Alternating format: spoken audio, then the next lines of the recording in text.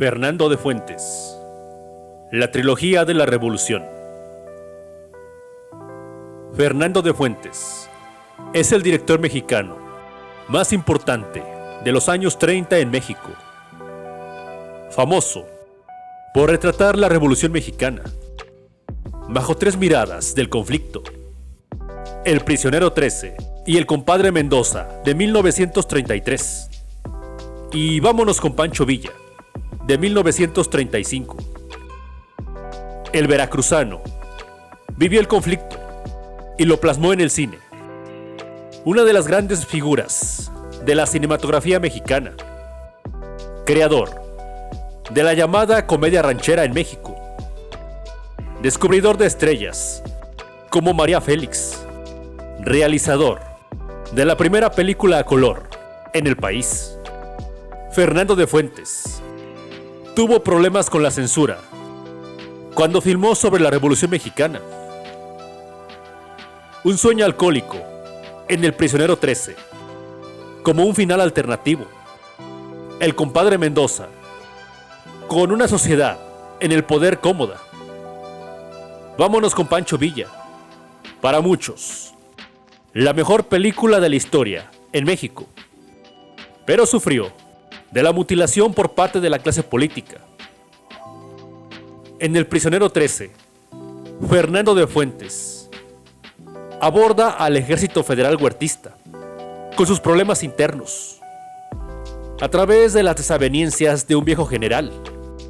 Siendo reflejo y parte del Estado, se muestran los intereses personales y el soborno. Se aborda la descomposición social, la manera en que termina pagando un inocente. Este filme pone en evidencia los males generados por el egoísmo, la corrupción y la falta de ética. No cae en ser una lección moral, porque el director fue obligado a utilizar un final alternativo que no incomodara a la clase política. Un sueño nada más. Poner en evidencia la corrupción, la forma de actuar del ejército, quedarán opacadas por los problemas del alcoholismo. El prisionero 13 sigue vigente en México por el dolor que provocan las autoridades con sus acciones de irresponsabilidad. Con El compadre Mendoza se realiza un retrato de la burguesía mexicana a través del hacendado Rosalío Mendoza, quien recibe fuerzas militares de todos los bandos en su tierra, reflejando el oportunismo de la clase social acomodada mexicana ante la situación de un conflicto. Rosalío Mendoza, haciendo negocios en el campo y en la revolución, va cambiando los retratos conforme convenga a sus intereses. Ofrece banquetes a las tropas, a los zapatistas les vende armas. Es el típico que da bien. Cuando se casa, le caen los zapatistas. Mata huertistas que le acompañan en la boda. Se hará compadre de un zapatista, pero cuando no le va bien en los negocios, lo traiciona. Una empleada muda se vuelve su conciencia. La clase acomodada, dispuesta a todo, con tal de no perder privilegios. El oportunismo, como uno de los males mexicanos, que hoy se puede ver en la clase política, con todos aquellos personajes que cambian de un partido e ideología con tal de no perder posición social. El compadre Mendoza, abordando un secreto a voces de la sociedad mexicana. Vámonos con Pancho Villa. Completa la trilogía de la Revolución, realizada por De Fuentes. Una de las películas más censuradas en México. Una visión crítica del movimiento. Valientes campesinos uniéndose a Pancho Villa. Los Leones de San Pablo. Solo duraría una semana en taquilla, antes de sufrir la censura oficial. Domingo Soler, como un Francisco Villa humano, no como el héroe que lo pintan otras películas mexicanas. Aunque el filme se llama Vámonos con Pancho Villa, no es el general quien la protagoniza, sino Los Leones de San Pablo. De Fuentes incluye un final alternativo, ocurrido 10 años después, cuando Villa va por Tiburcio Maya hasta su rancho para llevárselo de regreso a la bola. El viejo Tiburcio se niega y Villa mata a su mujer y a su hija.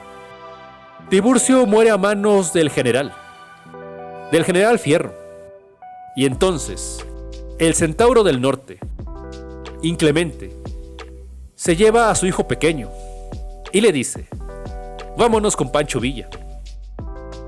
La película se basa en la novela de Rafael Muñoz, del mismo nombre, abordando el desencanto de la revolución, la desmitificación de Pancho Villa, la crítica a la guerra. El mito popular dice que fue el general Lázaro Cárdenas, cuando era presidente, quien mandó retirarla, que no fuera exhibida. No era un relato de héroes, como se ha tratado de vender a la revolución por parte de la clase política a través de los años. 6 amigos campesinos de San Pablo, leales al general Francisco Villa en 1914, deciden unirse a la División del Norte, habiendo un compromiso, tanto de campesinos hacia él, como de él hacia ellos. Cuando llegan las derrotas del ejército, se pone a prueba la lealtad, se pone de manifiesto la dura vida del soldado, la privación de la vida por orgullo. Cada uno de los leones van cayendo con todo, y esa lealtad hacia Villa. En el final original, Villa sigue a Tiburcio para matarlo, uno de los leones, que se convierte en un dorado.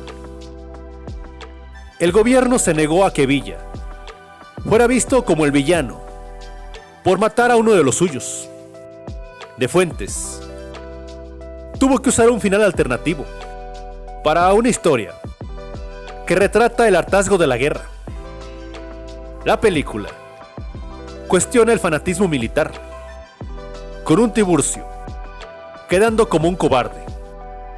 Después de tanta lealtad, hay una introducción, un desarrollo y un desenlace, característico del cine de la época.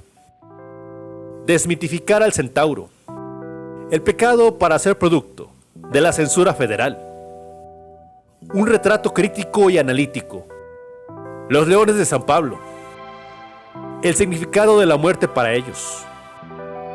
El cameo de Silvestre Revueltas como pianista de una cantina. La fotografía de Gabriel Figueroa y Jack Draper. El llamado padre de la cinematografía mexicana, ofreciendo una mirada crítica. La desmitificación de la Revolución Mexicana en cada uno de sus 3 filmes en torno al conflicto. 3 miradas distintas. En internet se puede encontrar los finales de Vámonos con Pancho Villa, donde Villa asesina a Tiburcio, y el desencanto de Tiburcio por la revolución. De Fuentes invita a la reflexión en torno a la Revolución Mexicana, con su trilogía. 3 ángulos diferentes, alejada del patriotismo oficial, del queda bien, visto en muchas películas del cine mexicano.